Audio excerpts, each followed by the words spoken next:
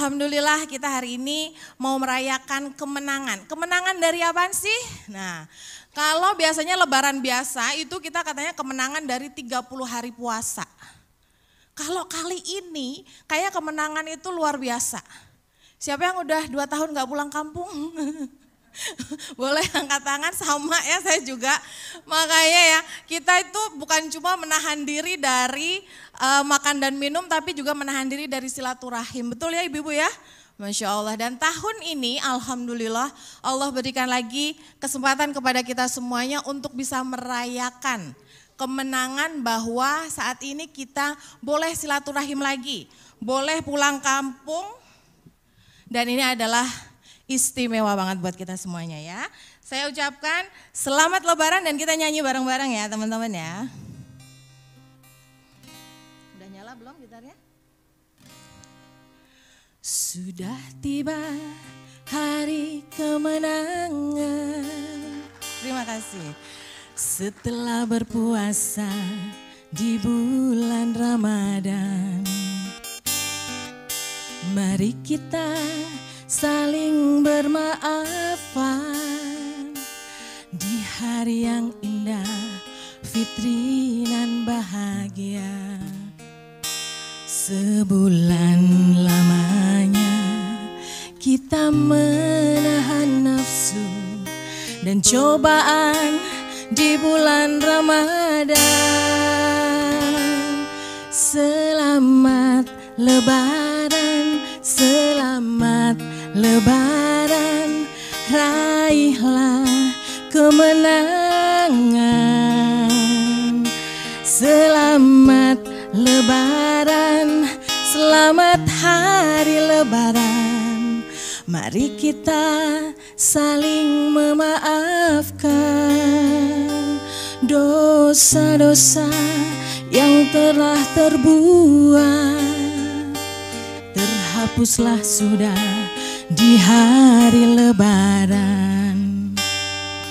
Mari kita saling memaafkan di hari yang indah, fitri dan bahagia.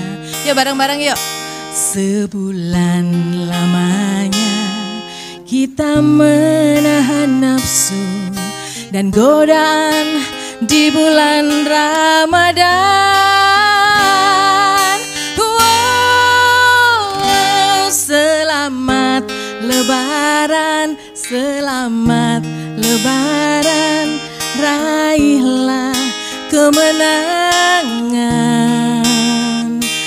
Selamat lebaran, selamat hari lebaran. Mari kita saling memaafkan.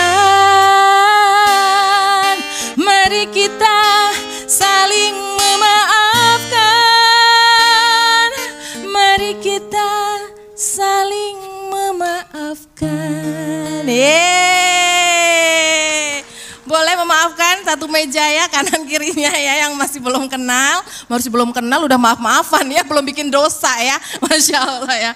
Dan tentunya teman-teman, kemenangan sejati itu ketika Allah beri ruang, Allah beri waktu, lalu kemudian kita gunakan itu untuk kita bertumbuh.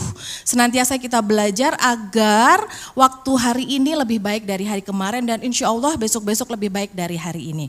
Dan tentunya acara Halal Bihalal sebesar ini akan keren banget kalau kemudian kita isi dengan materi-materi yang luar biasa. Dan di sini sudah hadir seorang ustadz yang hebat banget ya. Beliau ini anggota Avengers. Tahu nggak teman-teman? Avengers tahu ya, ada Iron Man, ada Spider-Man. Nah ini Ustadz kita kali ini dipanggil khusus karena beliau bergelar Fatherman. Nah jadi teman-teman, nanti yang teman-teman yang di online, yang virtual, nanti silahkan persiapkan pertanyaan-pertanyaan terbaiknya dan simak dengan baik-baik karena nanti akan ada hadiah istimewa buat teman-teman untuk bisa memberikan pertanyaan terbaik dan akan ada hadiah istimewanya.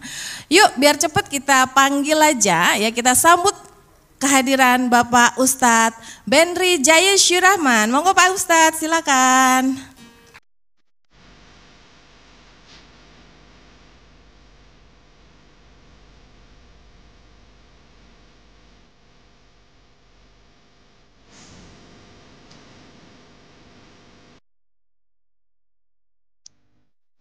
Oke, mic-nya di sana ya. Aduh, oke. Ya, alhamdulillahirrabbilalamin. Terima kasih Pak Ustadz. Katanya Pak Ustadz nyasar tadi ya Pak? Iya, dari ke pelabuhan tadi. Saya juga nggak tahu ya, tadi supir bawa ke sana ikut Iya, aja. kadang-kadang hidup memang nyasar ya Pak ya. Makanya butuh arahan. Betul. Dan kami semua yang hadir di sini ini meminta arahan Bapak ya Pak Ustadz. Agar insya Allah mudah-mudahan hidup kita nggak nyasar. Monggo dipersilakan Pak Ustadz. Waktu dan tempatnya silahkan. MC kita nih multi talent ya. Nyanyi dan ngelesnya bagus juga. Pinter mengarahkannya. Masya Allah Miss Hida, terima kasih. Bismillahirrahmanirrahim. Assalamualaikum warahmatullahi wabarakatuh. Ini kayaknya belum sempat sarapan Bu ya. Panitia tolong itu ya. Jatah hak mereka diberikan. Buat yang di rumah silakan ya cicipi makanan yang ada. Anggap ya rumah sendiri. Alhamdulillah, assalatu wassalam ala rasulillah wa ala alihi wa sahbihi wa mawalah. Ashhadu an la ilaha illallah wahdahu la syarikalah wa ashhadu anna muhammadan abduhu wa rasuluhu alladzi la nabiyya ba'dah wa la haula wa la quwata illa billah wa ba'd. Ikhwatal iman, azakumullah, ibu-ibu dan juga bapak-bapak, pertama kali kami muliakan, kami hormati Bapak Menteri BUMN yang tadi sudah menyambut via video ya, Bapak Erick Thohir, juga istri beliau selaku pembina dari DWP ya, dari Dharma Wanita Persatuan IIP ya, Ikatan Istri Pegawai BUMN ya, pimpinan BUMN yaitu Ibu Liza Erick Thohir, para pengurus ibu-ibu yang Masya Allah ya, setelah Lebaran ini alhamdulillah nggak lebar ya Bu ya. Karena katanya lebaran itu bikin lebar, tapi enggak, alhamdulillah yang lebar senyumnya. Nampak sekali, mudah-mudahan ekspresi wajah yang hadir baik via Zoom maupun yang langsung secara offline ini adalah muka-muka pemenang. Di antara muka-muka pemenang itu optimis.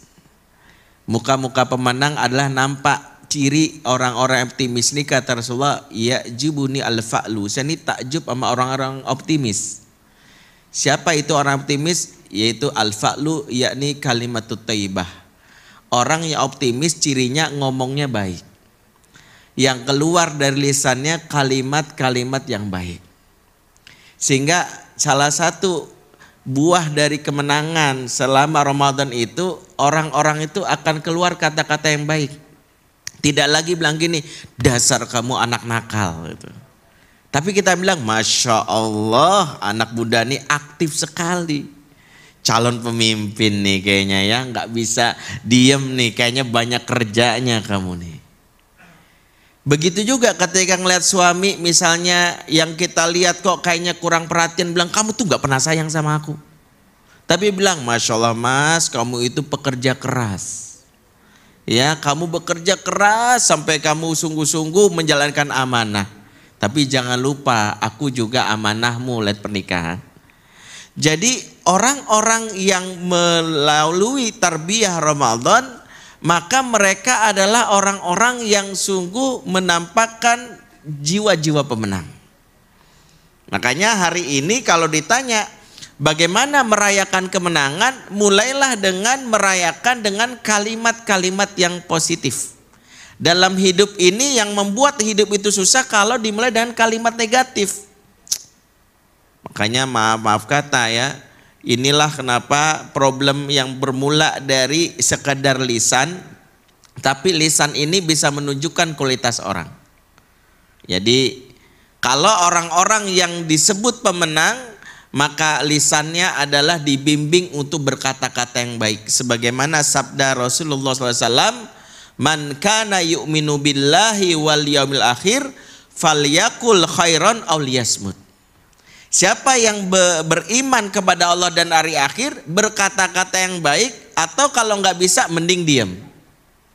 Karena awal dari mulai rusaknya ya, salah satu hubungan sesama tetangga, hubungan sama teman kerja, hubungan sama mungkin pasangan, lisan kita yang selalu berkata-kata yang negatif. Kata-kata negatif ini dampaknya dua. Satu, pertama akan menjadi doa.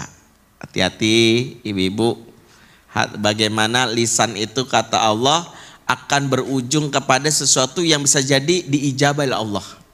Makanya dalam surat Az-Zariyat ayat 23 Allah mengatakan fawarabbis samai wal ard innahu lahaqqum mithlama annakum tantiqun.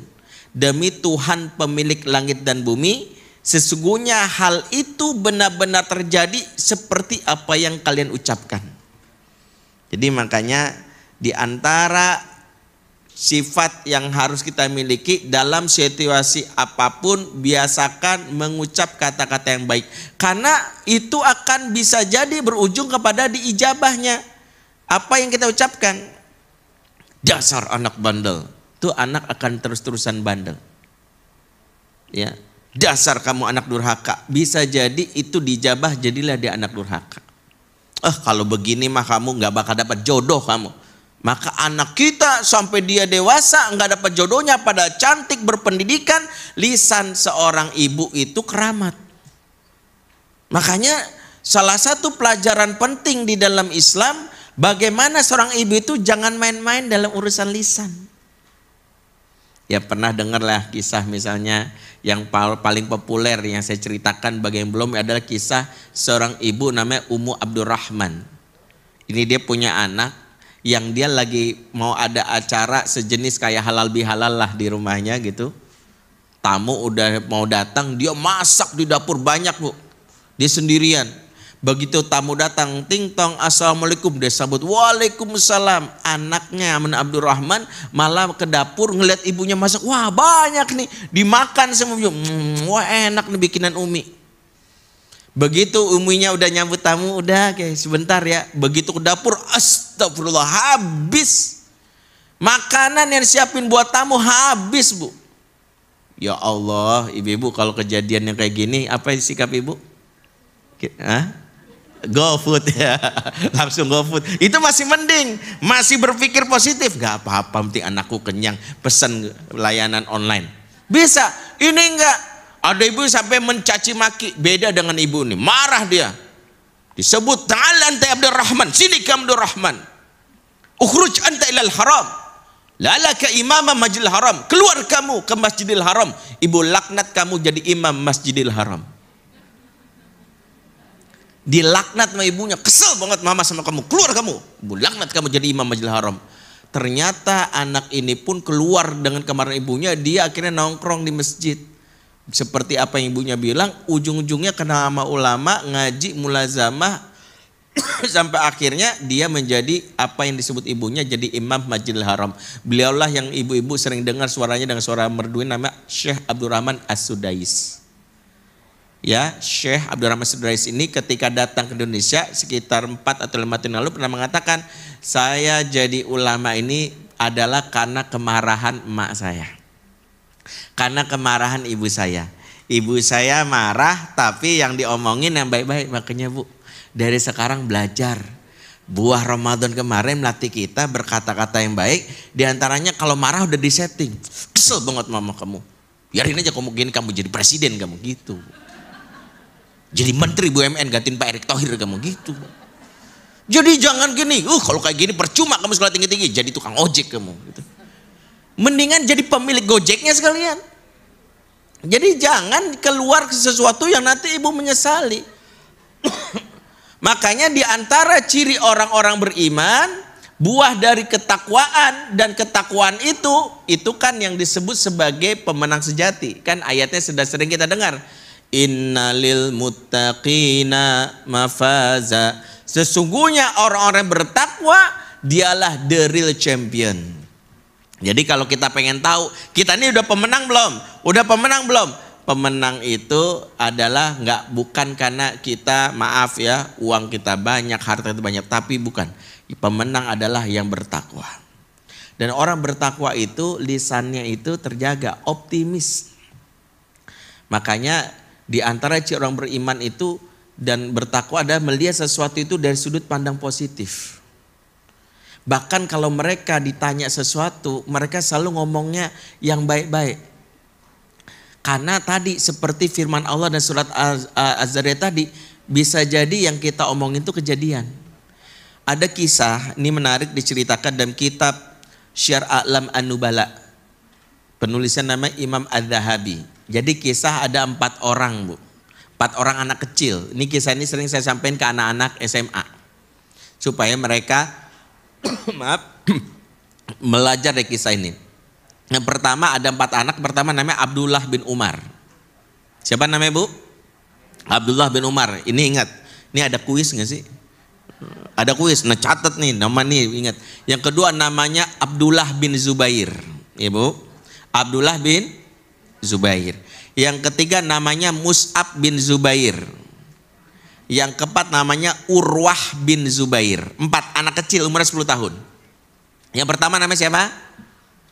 Abdullah bin Umar, betul. Yang kedua Abdullah bin Zubair. Yang ketiga Mus'ab bin Zubair. Yang keempat Urwah bin Zubair. Nah, mereka lagi nongkrong, Bu, di Hijr Ismail. Yang pernah haji dan umroh itu pasti tahu ada daerah yang sedikit lingkungan gitu, yang bangunannya setengah jadi, yang sebenarnya dulunya mau Ka'bah digedein sejarahnya, tapi akhirnya nggak boleh dilebarin, cukup dikasih isyarat aja karena dulu dananya belum ada, katanya jadi setengah batu itu. Itu namanya Hijr Ismail. Itu juga daerah yang menurut para ulama daerah mustajab selain multazam.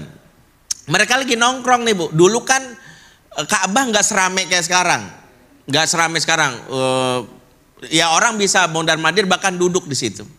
Tiba-tiba anak muda yang setelah mereka tawaf, Abdullah bin Umar ngomong gini sama 3 temannya, tamannau. Tamannau itu kalau bahasa kita tuh mari kita bermimpi, mari kita menghayal. Kira-kira kamu 20 tahun lagi apa bayangan kamu? Tiba-tiba Abdullah bin Zubair gini, saya 20 tahun lagi bakal jadi seorang presiden, khalifah. Oh, temannya cuma bilang oh gitu. Kemudian wa kaifa antai Mus'ab. Adiknya ditanya Mus'ab, dia adiknya Abdullah bin Zubair. Kalau kamu gimana Mus'ab? Kalau saya nggak pengen jadi presiden, saya pengennya jadi gubernur aja. Tapi saya pengen jadi gubernur yang istrinya 2 dan cantik. Ini bocah ngomong pengen jadi gubernur, istrinya 2 dan cantik. Wa kaifa antai Urwah? Kalau engkau bagaimana Urwah? Kalau saya nggak pengen jadi presiden, saya nggak pengen jadi gubernur, saya pengennya jadi seorang ahli fikih, saya pengen jadi ulama.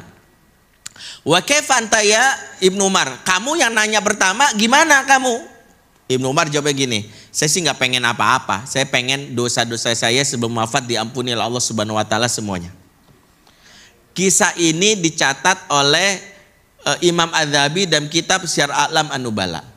Kemudian sejarah terjadi 10 atau 20 tahun kemudian, apa yang mereka obrolin ini kejadian. Pertama, Abdullah bin Zubair tadi pengen jadi apa? Presiden, khalifah. Allah catat dia jadi presiden khalifah di zaman dinasti Umayyah. Kejadian. Yang kedua, yang namanya Mus'ab tadi pengen jadi apa? Gubernur, dan ternyata dalam sejarah dia jadi seorang gubernur, dan ternyata nggak main-main, dia menikah dengan dua wanita cantik. Yang pertama saya lupa nama, yang kedua namanya Aisyah binti Tolha. Dua-duanya cantik dan dinikahi oleh dia sesuai dengan omongan dia. Ya, makanya kenapa memang hati-hati dengan lisan. Jadi bapak-bapak juga yang di sini, mengapa ibu-ibu nggak suka bercandaan poligami, Pak? Khawatir kejadian. Walaupun bercandaan doang ya Bu ya. Makanya nggak mau, ntar kayak lengan putus, nggak mau ya Bu ya. Yang ketiga adalah si Urwah bin Zubair. Dia pengen jadi apa? Ulama. Dia akhirnya jadi ahli fikih di zamannya. Beliau jadi ulama, beliau berguru kepada Ummul Mukminin Aisyah radhiyallahu anha. Yang keempat yang tidak bisa dibuktikan adalah Abdullah bin Umar, yang dia cuma minta dosa-dosanya diampuni oleh Allah. Kenapa nggak bisa? Karena ini wilayah gaib. Tapi para ulama meyakini sebagaimana 3 kawannya yang ngomong di Hijr Ismail, di mana dia cuma bercanda tapi ternyata dijabah beberapa tahun kemudian, demikianlah terjadi sama Abdullah bin Umar. Sebelum wafat, insya Allah dosa-dosa diampuni oleh Allah Subhanahu Wa Taala. Inilah salah satu contoh, jangan main-main dengan urusan lisan. Maka pelajaran sederhananya, di antara kebiasaan new normal, kalau saya bilang new normal itu harusnya memperbaiki diri kita yang sebelumnya. Contoh gini, Ramadan ini berada di masa pandemi kurang lebih kita 2 atau 3 kali. Ya, 2 atau 3 kali pandemi kita lalui, 2 kali Ramadan kita lalui di masa pandemi. Masa pandemi membuat kita berada di rumah aja. Seharusnya ketika kita berada di rumah aja, itu kita sedang diberitahu oleh Allah apa PR-PR kita. Ternyata banyak yang di masa pandemi sedang di general check up. Setelah di general check up baru ketahuan penyakitnya. Maaf. Apa penyakitnya? Banyak di antara kita yang sering berada di rumah dengan pasangan tapi seringkali justru sering ribut. Indonesia ini justru sedang diuji karena sekarang banyak fenomena serumah tapi tak sejiwa. Apa serumah tak sejiwa? Ada di rumah bersama tapi hati nggak terkoneksi. Suami sibuk di depan laptop, ya, istri ada di sebelah nonton drama Korea. Ya, wah ada Lee Min Ho, ngeliat suami ya boboho gitu ya, misalnya gitu ya. Sementara anak ada di kamar main Mobile Legend. Mereka tinggal serumah, tapi nggak ada koneksi. Di antara ciri orang yang tidak terkoneksi atau serumah tak sejiwa adalah nggak pernah ngobrol lama. Makanya di antara PR yang kemarin selama Ramadan, kita diberi kesempatan untuk sahur bareng. Kalau buka bareng mungkin jarang, karena sebagian kita biasanya kalau buka udah padat dengan jadwal buka dengan beberapa kolega. Apalagi WA-nya banyak, mulai dari jadwal buka bareng alumni TK. Ya, alumni TK kan banyak, walaupun nggak tahu memori di TK apa yang kita ingat. Ya, paling pernah nangis bareng gitu ya. Kemudian sama alumni SD, kalau buka bersama biasanya kita mungkin jarang bersama keluarga, tapi kalau sahur insya Allah bersama. Nah, tahukah kita bahwa momen sahur itu momen parenting? Momen sahur itu momen yang kita harusnya menjadikan ini kebiasaan di luar Ramadan. Bahwa kebiasaan baik di luar Ramadan, di dalam Ramadan kita buat di luar Ramadan, itulah buah dari kemenangan. Di antaranya jangan sepelekan makan bareng, Bu. Makan bareng itu adalah gerakan yang sekarang sedang digaungkan para pendidik di berbagai negara. Namanya kembali ke meja makan. Karena di antara ciri rumah tangga yang sudah mulai karam adalah jarang makan bareng. Ya, makanya kita bisa lihat bagaimana ikonnya sekarang tuh orang setiap lebaran diingetin makan bareng, ya. Ada produk yang namanya Kongguan itu kan liatin lagi makan bareng. Ya kan, Bu, cuman yang menyedihkan di situ cuman ibu sama anak, bapaknya kagak ada. Ternyata bapaknya dari biskuit yang lain, biskuit Nissin, lagi naik sepeda. Ya, jadi kalau pengen mereka ngumpul bareng beli produknya 2, ketemu di meja makan gitu ya. Ini bapaknya lagi yang di produk endorse lain. Nah, di meja makan itulah disebut makan bersama, dan Rasulullah mengapresiasi kebiasaan makan bersama ini. Di antaranya Rasulullah mengatakan, fajtami'u ala tu'amikum wadhkuru ismallahi alaihi yubarak lakum fih. Sebutlah nama Allah di dalam makanlah kalian bareng-bareng, kata Rasulullah. Sebutlah nama Allah di dalamnya, niscaya tumbuh keberkahan di dalam keluarga kalian. Makanlah bareng-bareng. Rasulullah tuh nggak suka, Bu, makan sendiri-sendiri. Makanya Ibu biasain sama suami itu untuk makan bersama. Di antara ciri makan bersama itu 5. 1, disebut makan bersama menghadap ke meja makan. Itu kata para ulama. Jadi bukan makan bersama kalau ibu ini meja makan ibu sambil menghadap TV atau ngeliatin ini. Bukan. Menghadap ke meja hidangan itu disebut makan bersama. Coba di rumah kita praktekkan menghadap ke hidangan. Tuh, ngelingkarin, makan enak ya gitu. Yang kedua sebut makan bersama kalau membagi lauk dari piring besar dimakan bareng atau dibagi ke piring-piring kecil. Sunahnya itu 1 piring bareng atau 1 gelas berdua. Itu bareng, itu sunnah. Coba siapa yang masih mempraktekkan kalau minum disisa sedikit kepada suami? Ada? Ini dicontohkan Nabi. Suami itu Rasulullah kalau minum disisain dikasih ke istrinya.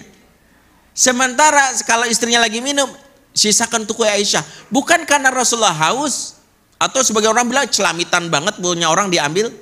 Bukan, karena ini ada berkahnya. Selain juga romantis Rasulullah mengambil. Itu adalah disebut makan bersama.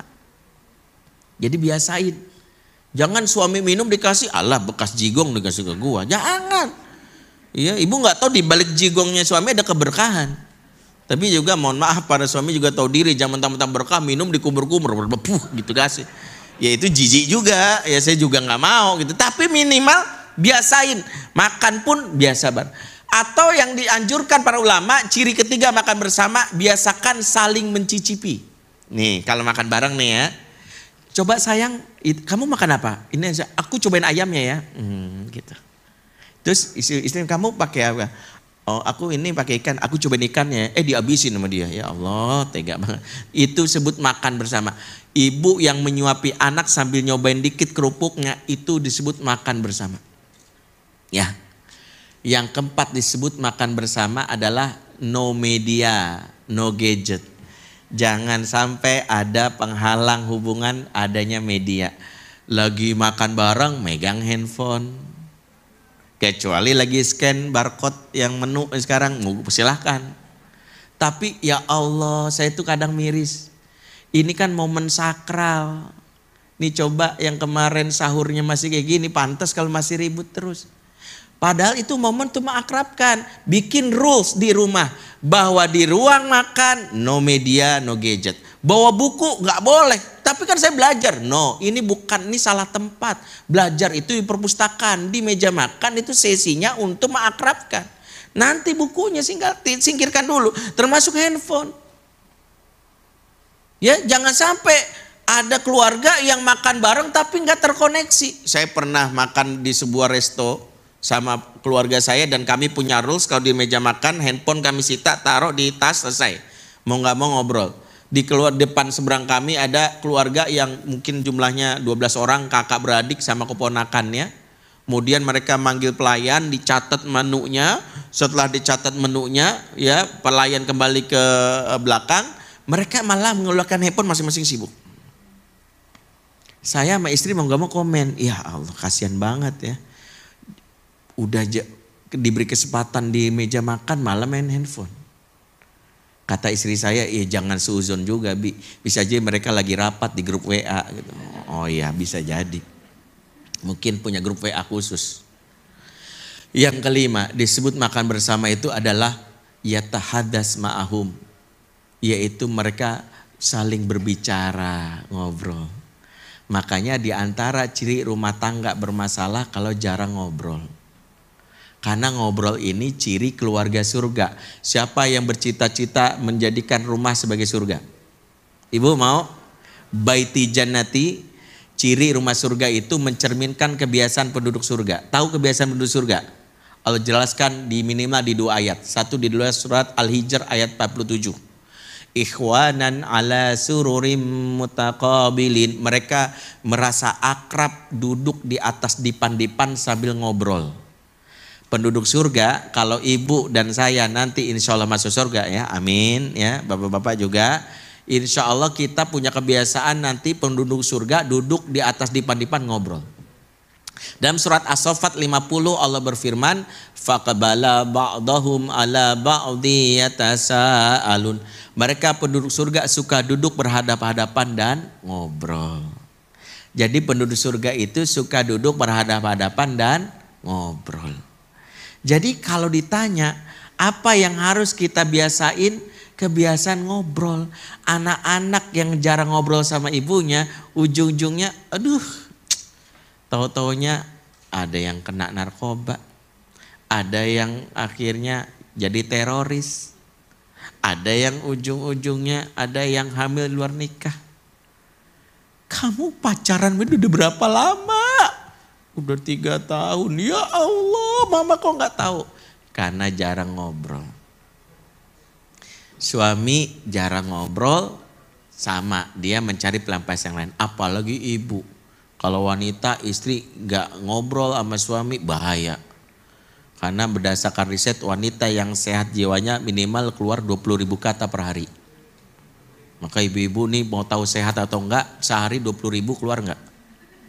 Nah, alhamdulillah kalau mau sehat itu makanya jadi penyiar radio atau MC. Nah MC kita sehat pasti Miss Hidayah. Karena 20.000 lewat kayaknya. Makanya dia sebelum mengantarkan nyanyi dulu. Minimal mengeluarkan apa yang. Ibu-ibu nih kalau nggak keluar 20.000 bahaya bu. Makanya saya nggak pernah percaya kalau ada wanita pendiam. Oh enggak Ustadz, istri saya pendiam. No, sejatinya tidak ada wanita pendiam. Yang ada adalah wanita yang terluka hatinya. Makanya kalau ada ibu-ibu diam, bu, lah langsung sepakat, iya, bapak-bapak nih tahu ya, bapak-bapak bengong aja gitu. Di antara kesalahan suami, saya lagi ngomongin ya, adalah nggak pernah memberikan ruang buat istrinya ngobrol di malam hari. Padahal ini sunnah Nabi yang disepelekan suami adalah ngobrol sebelum tidur. Dalam hadis riwayat Muslim, bitu indah kholati Maimunah. Saya nginap di rumah bibi saya Maimunah. Maimunah ini adalah istri Nabi SAW. Karena Rasulullah SAW yatahadas ma'alihi thumma raqada. Rasulullah SAW senantiasa ngobrol sama istrinya baru tidur. Rasulullah itu melakukan apa yang sekarang disebut oleh para sebagian mak-mak milenial pillow talk. Pillow talk itu dari praktekin Nabi. Suami-suami harus tahu Rasul sebelum tidur itu nggak seperti suami kayak zaman now. Yang maaf saya juga pernah ngalamin. Sebelum tidur cek WA dulu. Ngeliat mention di IG. Ngeliat skor bola. Ya elah Liverpool kalah lagi. Kan gitu. Ngeliat data yang mati corona berapa. Begitu mata udah sepet baru tidur. Maka banyak istri-istri meronta. Ya Allah Ustadz nasib saya udah kayak martabak dikacangin. Kalau kacang mah gurih dikacangin perih. Nah inilah sebagian awal dari anak-anak yang selalu diomelin pagi-pagi. Terutama pas kelas online sama maknya. Adalah emak-emak yang belum dapat jatah ngobrol di malam hari sama suaminya. Jadi ibu-ibu paham kan kenapa ibu suka ngomel pagi-pagi? Karena belum ngobrol di malam hari sama suami. Makanya salah satu peran suami sebelum tidur adalah TPS. Tempat pembuangan sampah emosi. Itu harusnya kita jadikan pelajaran. Sepele nggak sepele. Tapi awal dari hancurnya negeri ini dari hal yang sepele. Yaitu jarang ngobrol. Kenapa kita sering ribut? Karena sering beropini. Nggak pernah duduk bareng. Ngobrol ya. Kenapa sih kamu nuduhnya? Harusnya kan dibiasain. Merayakan kemenangan itu adalah mencoba membuka ruang. Untuk jangan saling serang. Ada yang mengatakan negatif sama saya. Saya datengin, saya ajak makan bareng. Dan niatnya adalah bersilaturahim. Makanya sejarah halal bihalal itu kan kalau kita tahu digagas oleh siapa? Pendiri NU juga. Beliau itu ingin mengumpulkan para ahli, para politisi yang saat itu saling berkonfrontasi. Lewat apa? Pertemuan sambil makan. Pertemuan sambil makan supaya yang masih merasa ada ganjelan di hati dihalalkan. Halal itu artinya apa? Sudah plong, nggak ada lagi. Itulah maknanya kenapa dipertemukan sambil ngobrol. Suami sama istri kalau lagi berantem salah satunya ayo ajak makan bareng. Kenapa? Anak yang selama ini bisa jadi selama ini susah banget diatur karena nggak pernah diajak makan bareng. Kalaupun diajak makan bareng masing-masing sibuk dengan WA. Bikin aturan rules. Di ruang meja makan yuk sepakat nggak pakai yang namanya handphone. Ini sesinya kita bicara. Karena kalau kita udah bicara insya Allah. Dan bicara yang kita latih sebagaimana pengantar tadi bicara yang positif. Alih-alih menyalahkan bahwa kamu tuh ya. Lebih baik kita mencari hal-hal yang positif. Karena itu kemenangan yang kita raih indikatornya adalah dengan hal-hal yang sederhana. Lisan positif, memulai kebiasaan-kebiasaan seperti di bulan Ramadan, makan bersama, ngobrol bersama, ada kesempatan untuk keluarga. Jangan sampai sibuk banget ngurusin bisnis, sibuk ngurusin karir, lupa.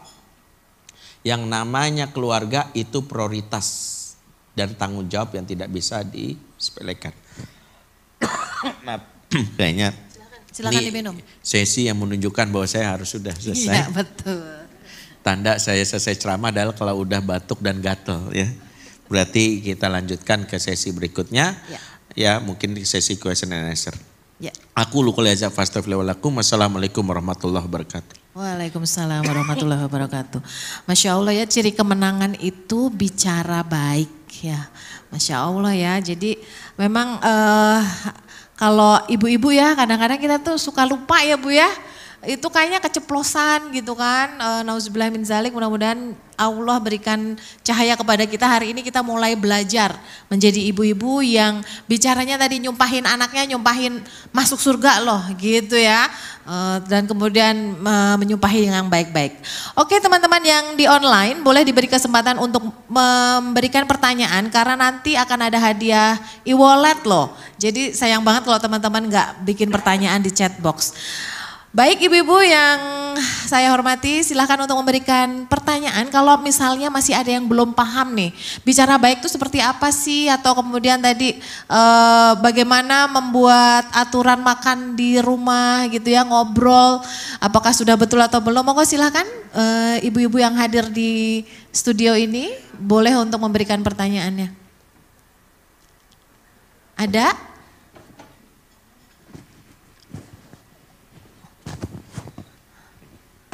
Oke, kalau boleh, kayaknya gimana nih? Kalau Bu Astri gimana Bu Astri? Udah ada sesi ngobrol di rumah Bu Astri? Kelebihan ngobrol. Pantesan sehat banget ya. 20.000 kata Bu Astri sehari. Mana-mana senangnya ngobrol, Masya Allah. Ya jadi gimana ibu-ibu yang lain, monggo silahkan loh. Ada yang mau ditanyakan? Mumpung banget nih ada Fatherman nih. Saya happy banget karena kalau tentang bapak-bapak yang ngomong ibu-ibu kayak saya nih, kayaknya nyalahin ya Pak Ustadz ya. Makanya kalau yang ngomong, yang bicara tentang ayah-ayah, tentang keluarga itu seorang bapak-bapak, Masya Allah. Oke, ini ada pertanyaan dari, mana tuh tadi? Ayo, boleh? Tadi ada pertanyaan. Ngobrol seperti apa yang disarankan dan berapa lama sih Pak Ustadz?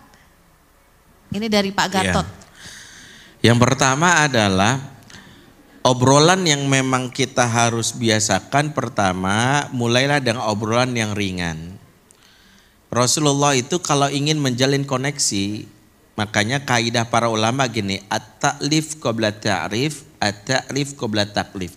Ikat hatinya dulu sebelum engkau kasih nasihat. Kecenderungan kita ngobrol itu lebih sering ngasih nasihat, padahal enggak. Kalau kata para ahli, connection before correction. Jalin koneksi dulu sebelum mengkoreksi. Attachment before achievement. Makanya susah kita untuk mengkoreksi kalau enggak ada koneksi. Saya kalau kajian online itu saya meriksa dulu ini jaringannya bagus nggak koneksinya. Betul, betul. Karena kalau saya ceramah tapi kelihatan suara atau suaranya nggak jelas Ustadz, percuma juga nasihat saya nggak nyampe. Makanya saya pastiin suaranya saya kedengar, alhamdulillah. Gimana suara jelas-jelas Ustadz, lancar, langsung. Banyak di antara kita yang buru-buru pengen ngobrol kepada to the point, bisa ibu-ibu nih. Saya kalau misalnya ada masalah sebagainya, langsung malam-malam, Pak, anak kita Pak, aduh, Pak suami itu kalau udah dibahas, dievaluasi, langsung menjaga jarak. Ya, banyak para istri yang sering bilang, saya itu udah sering banget Ustadz ngomong sama suami saya, tapi dia gak pernah berubah, karena cara ngomongnya Bu. Enak ya. Makanya saya bilang, ibu pelajarilah bagaimana teknik pelakor Bu. Pelakor tuh punya teknik, harusnya istri lebih berhak belajar teknik ini buat suami sendiri. Coba deh, pelakor kalau WA seseorang laki-laki, dia mulai dari hal yang membuat suami itu punya pride. Mas, hari ini presentasi kamu awesome banget deh. Aku tuh seneng banget deh bisa berada di tim kamu. Good luck, bimbing aku terus ya Mas. Tuh, suami pride-nya naik. Tapi istri begitu WA, Mas, beras habis, minyak naik, SPP juga gitu. Kamu tuh kerja yang giat apa? Dua WA masuk bersamaan. Satu mengapresiasi, satu mengevaluasi. Suami yang lemah iman akan bilang, ya elah, godaan banget. Ya, karena itu yang harus kita pertama pahami, tahu psikologinya suami. Di antaranya kalau ibu ngomong suami, sesuatu yang suami akan merasa tidak dievaluasi. Salah satunya adalah hal-hal yang sepele di suami butuhkan adalah kata-kata terima kasih. Mas, makasih ya kemarin kamu sempet-sempetin pulang beliin aku tas Louis Vuitton gitu. Walaupun KW sih, tinggal. Harusnya kayak gitu. Jangan belum pulang udah diiniin nanti. Yang kedua, suami itu senang dengan iMessage. Salah satu yang membuat obrolan itu menjadi masalah itu kalau pakai you message. Kamu kenapa sih mas? Kamu kok orang begini sih? Kamu. Ibu aja kok digituin gak suka. Kalau iMessage itu beda. iMessage itu pakai pendekatan saya. Si ciri iMessage itu begini. Aku tuh senang loh mas. Aku tuh bahagia loh mas. Kalau itu perilaku yang diharapkan. Aku tuh senang loh mas kalau kamu ikut dengerin juga kajian parenting sama Ustadz Benri misalnya. Jadinya kita punya pemahaman yang sama gitu. Aku tuh senang loh mas. Jadi bukan gini, kamu tuh kenapa sih mas? Sudah aku beliin juga buku parenting gak dibaca-baca. Kamu kenapa sih mas? Udah aku ngetek juga itu tulisan dari pakarnya gak kamu baca juga. Itu video udah aku kirim deh kemarin ke WA. Ditonton gak sih? Tuh, itu you. Itu membuat barrier. Maka dalam pembicaraan sama anak juga gitu. Mama, anak-anak tuh gak mau dengerin kalau obrolan itu nasihat. Makanya dari hal yang ringan, satu hal ringan yang kalau ketemu sama anak, jangan pernah nanya tugas. Anak tuh malas sekali pulang, assalamualaikum nak gitu. Udah makan belum? Udah sholat belum? PR udah belum? Ya elah, tugas mulu. Rasulullah kalau ketemu anak kecil gak pernah nanya tugas. Rasulullah tahu kalau ketemu anak kecil apa yang lakukan? Nanya hobi. Ya Aba Umair, riwayat Ibnu Majah. Ya Aba Umair, ada seorang anak namanya Abu Umair. Dia lagi melihara burung pipit. Ya Aba Umair, ma fa'lan nugair. Abu Umair, burung pipit piaraan kamu gimana kabarnya? Anak ditanya hobinya pasti semangat. Tadi futsalnya gimana nak? Alhamdulillah bunda, aku hampir nyetak 5 gol. Cuman gawangnya dipindahin temen, kesel banget aku. Dia seneng. Hilwa, gimana boneka kamu? Itu dari mana? Udah aku mandiin, tinggal dikuburin dan dikafanin ya Allah. Gitu.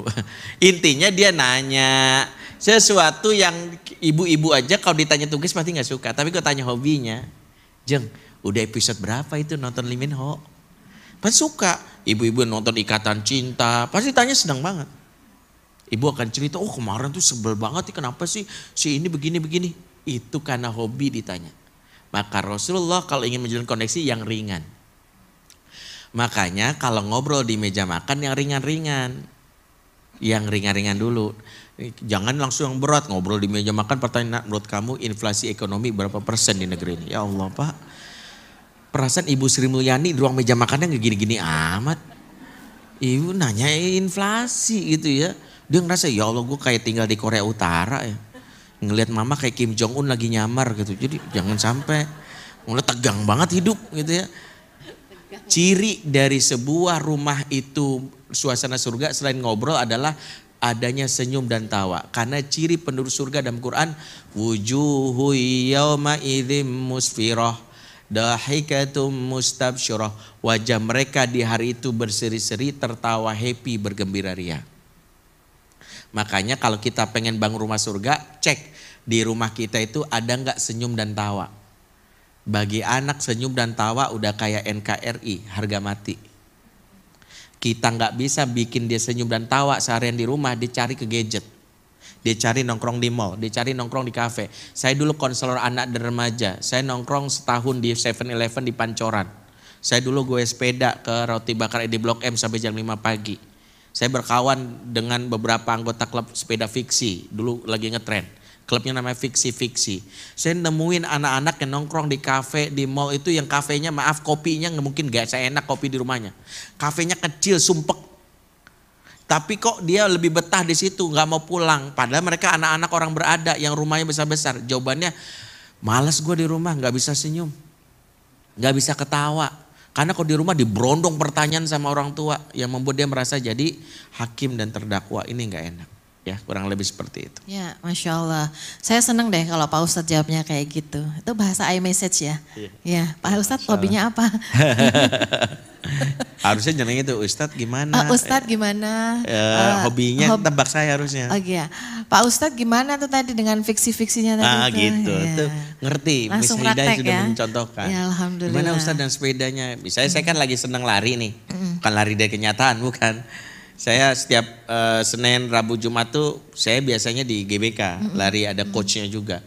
Ya, dan juga lagi hobi main sepeda. Jadi saya senang kalau ditanya. Kemarin udah berapa pace-nya Ustaz? Waduh saya baru susah banget pace 6 ya, saya baru 7 gitu. Jadi saya enak jawabnya. Ya, kalau istri saya mulai itu saya enak. Mulailah dari sesuatu yang disukai sama orang. Betul. Ya. Bisa Miss Hida bikin album berapa bikin album kan gitu. Enak dah bikin. Waduh, dia akan jawab seperti itu. Ya, terima kasih Ustadz.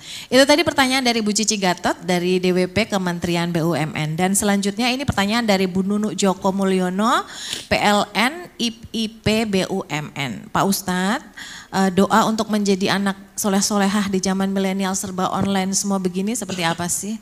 Baik. Doa yang populer di dalam surat Al-Furqan ayat 74. Rabbana hab lana min azwajina wa dzurriyyatina qurrata a'yun waj'alna lil muttaqina imama. Doa ini meminta dua hal.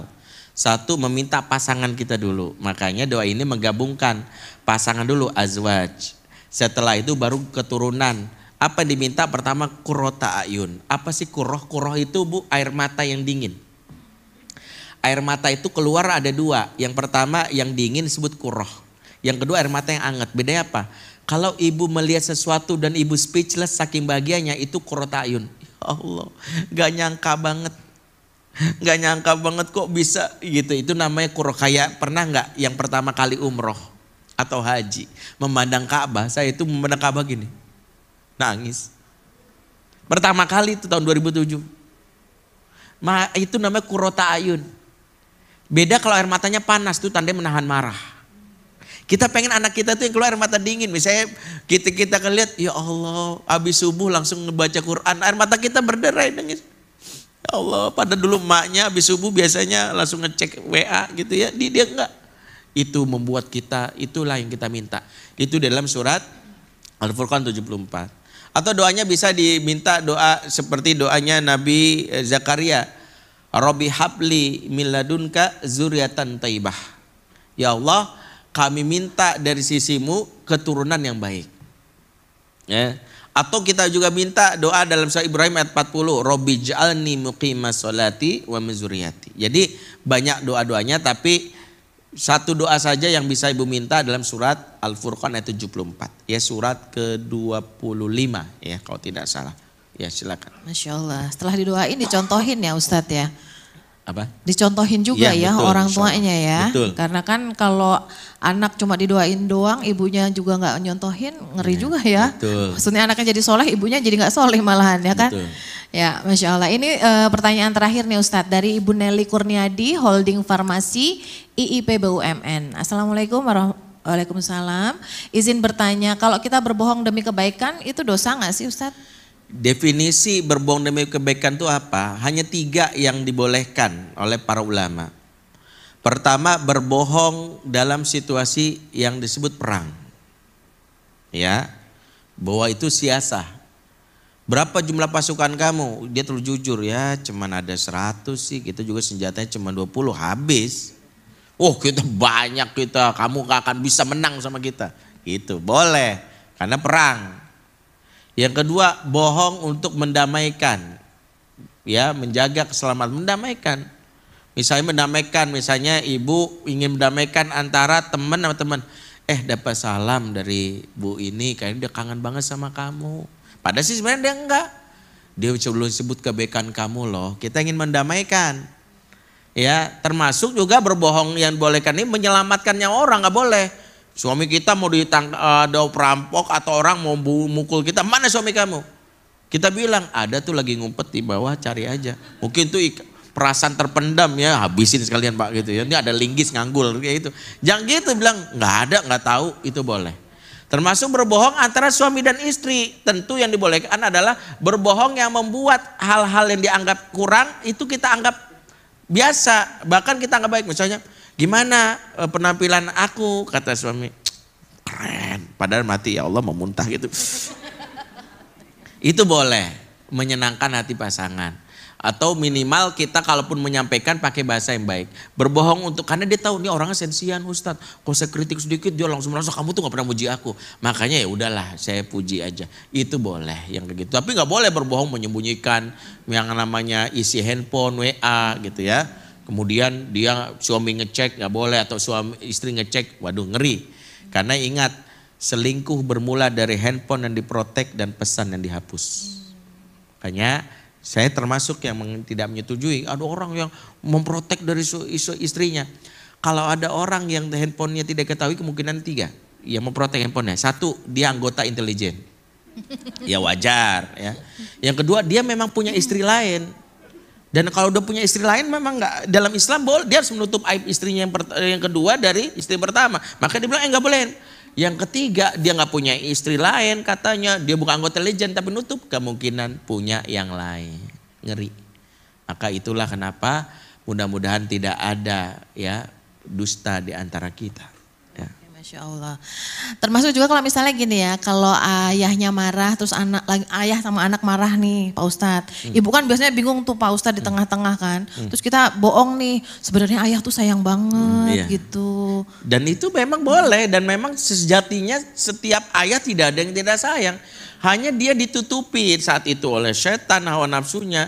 Karena sejatinya naluri manusia untuk menyayangi putranya itu pasti diinstal oleh Allah pada saat dia menjalani kehidupan rumah tangga, kecuali dia yang mungkin maaf ya mengalami trauma atau dia mungkin sudah kehilangan dari fitrahnya. Jadi boleh aja kita bilang ayah tuh sayang sama kamu gitu, boleh. Ya, Masya Allah. Terima kasih banyak Pak Ustadz, luar biasa pencerahannya ya. Dan ini teman-teman yang tadi dibacakan pertanyaannya, insya Allah akan segera dihubungi oleh panitia. Karena masing-masing akan mendapatkan e-wallet sebesar Rp250.000. Yeay, nanya doang dapat duit ya, Masya Allah ya. Dan ini Pak Ustadz, agar lebih berkah acara ini, mohon kiranya Pak Ustadz bisa baca doa penutup. Baik. Ya. Monggo dipersilakan Pak Ustadz. Baik, ibu-ibu semua juga bapak-bapak yang hadir secara offline maupun online ya via Zoom, kita tutup dengan doa dan munajat sungguh-sungguh agar Allah berkenan mengabulkan doa kita. A'udzubillahi minasyaitonirrajim. Bismillahirrahmanirrahim. Alhamdulillahirabbil alamin. Hamdan syakirin, hamdan na'imin, hamdan yuafi ni'amahu wa yukafi mazidah. Ya Rabbana lakal hamdu kaman bagi li jalali hujjikal karim azimi sultanik. Allahumma shalli ala sayyidina Muhammad wa ala sayyidina Muhammad. Ya Allah, ya Rahman, ya Rahim, ya Malik, ya Kudus, ya Salam. Kami mengakui bahwa kami banyak dosa yang kami lakukan kepadamu ya Rabb. Baik yang kami lakukan sengaja maupun tidak sengaja. Baik yang kami lakukan sembunyi atau terang-terangan. Maka kami mohon ya Rabb, ampunilah kami ya Rabb. Sungguh kami menjadi orang yang rugi dunia akhirat jika Engkau tak ampuni dosa kami. Ya Allah, bimbinglah kami agar kami senantiasa mendapatkan cahaya-Mu. Izinkan kami ya Rabb untuk bisa mendapatkan kasih sayang-Mu, mendapatkan cinta-Mu. Dan izinkan kami untuk bisa memberikan hak kepada orang terdekat kami, kepada pasangan kami, kepada anak kami. Ampunilah jika ada lisan yang menyakiti, jika ada perbuatan yang justru Engkau tidak sukai, yang membuat orang lain pun menjauh dari kami, menyimpan perasaan kesal kepada kami. Ya Allah, ya Rabbana, sungguh kami mengharapkan bisa masuk surga bersama-sama dengan seluruh anggota keluarga kami. Izinkan kami membawa pasangan kami, anak keturunan kami, bapak ibu kami, dan juga orang-orang yang kami cintai masuk ke dalam surga bersama-sama. Izinkan kami berjumpa di akhirat dengan kekasih-Mu Rasulullah SAW. Sungguh kami sangat mencintai dan merindukannya. Izinkan kami mendapatkan keutamaan berupa dihidangkan air minum dari Telaga Al-Kautsar yang membuat kami tidak lagi merasa kehausan selamanya. Ya Allah, sungguh kami ingin bisa melihat wajah Rasul yang mempesona, berbincang dengannya, berharap kami bisa menjadi bagian dari umatnya. Ya Allah, kami mohon kepadamu, berikanlah kami usia yang panjang dalam ketaatan kepadamu. Dan sekiranya Engkau cabut nyawa kami, maka izinkan kami wafat dalam keadaan husnul khotimah.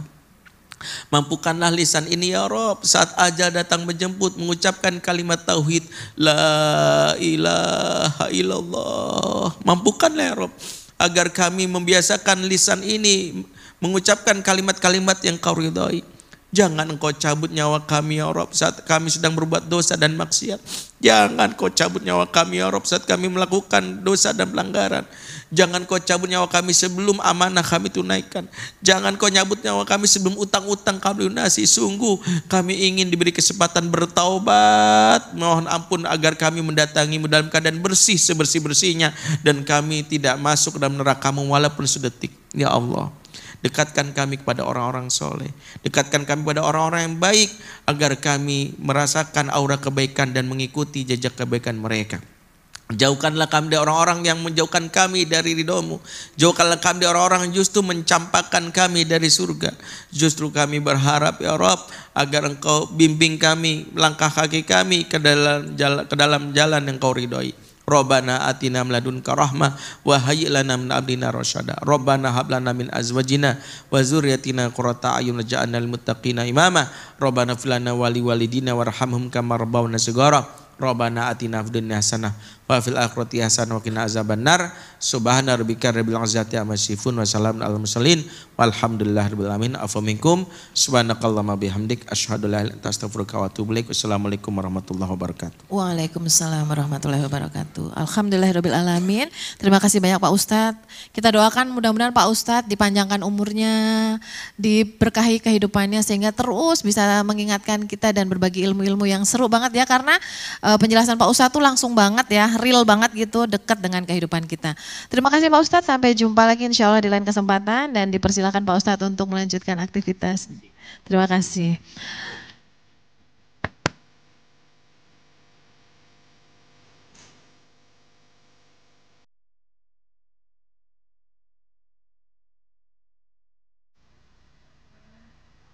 Cek, ya. Alhamdulillah ya.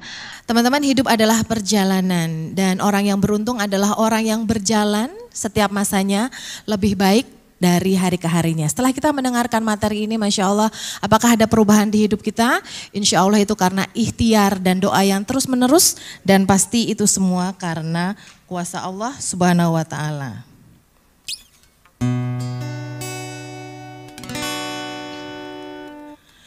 Dalam keheningan ku bersimpuh,